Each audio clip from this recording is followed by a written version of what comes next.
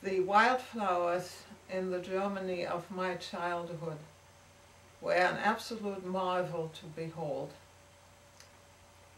I remember them in the chapter Wildflowers in my book Hardships and Magic, and I want to read to you a section from that chapter.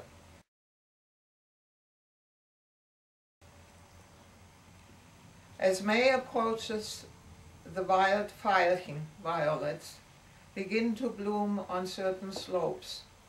Their small, dark purple blossoms exude a strong, enchanting scent. Their stems are very short, so I have to place them in something as small as egg cups. Just one tiny bunch of them fills the room with their wonderful fragrance. Near the woods I can also find their somewhat larger, pale purple, odorless cousins called Hundsveilchen, dog's violets. But I do not really care for those, and I seldom pick them. Now many meadows and all roadsides turn golden yellow with Löwenzahn, dandelions. Unfortunately, they close up if I pick them and place them in a vase. They must be left for enjoyment where they are. Yet a few days later, when their delightful little gossamer balls have formed, I can never resist carefully picking one, holding it up and blowing at it with all my might, to see the many tiny parachutes dancing through the air. And then May arrives, and soon the meadows turn into multicolored carpets of flowers.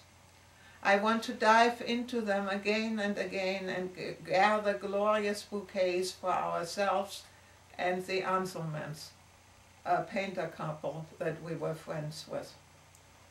I am intoxicated with all this color and beauty and can hardly decide where to start. Near rivulets and brooks, the sky blue of Vergissmeinnicht, forget-me-nots, mixes with the dark red of the fuzzy flowers we children call Schornsteinfeger, chimney sweeps. Perhaps because as they hang in a curve from their individual stems, they look somewhat like the brushes on flexible rods chimney sweeps carry over their shoulders. The name does not fit the charm of this flower, but I never discover a better one for it. Each year I eagerly look for the appearance of these furry little lampshades or upside-down cups formed by the dark red calyx with a red to orange short skirt or frill peeking out below. When I cautiously look inside the blossom, I see a thick little brush of stamen fringed by edges of the silky red to orange petals. Bees and bumblebees are very fond of these flowers. Mixed with Vergissmeinnicht, they make a beautiful bouquet. At the very edges of and on tiny islands in brooks grows a yellow flower I cannot name. Its blossoms have the shape of a large Butterblume, buttercup, but its round green leaves are quite different. Further into the meadows, yet somewhat close to water, bloom taller yellow flowers looking like miniature, partially opened roses, with double petals on single, smooth stems with green leaves that appear to be related to those of Butterblumen. Placed in vases, they keep much longer than their transitory, much daintier buttercup cousins, which are right now enriching every meadow with their presence. The meadows are also filled with Glockenblumen, bluebells, and some sections appear to be covered with a light foam undulating in the slightest breeze.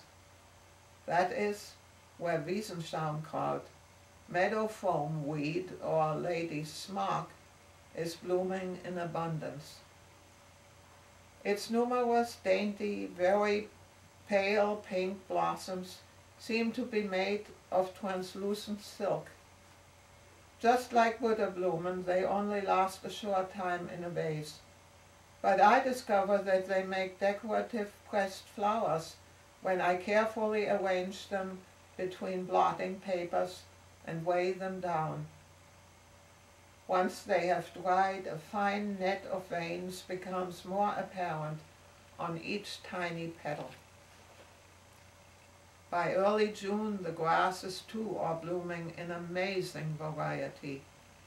They add gently flowing veils and shades of greenish grays to the multicolored meadows. I include many of their most delicate versions in my bouquets to enrich these with extra lightness and grace. It is now high time for my mother's and my annual walk to the far-away special clearing in the woods, where the deep blue lupines are blooming in abundance. Once again, we stand in speechless admiration for such beauty.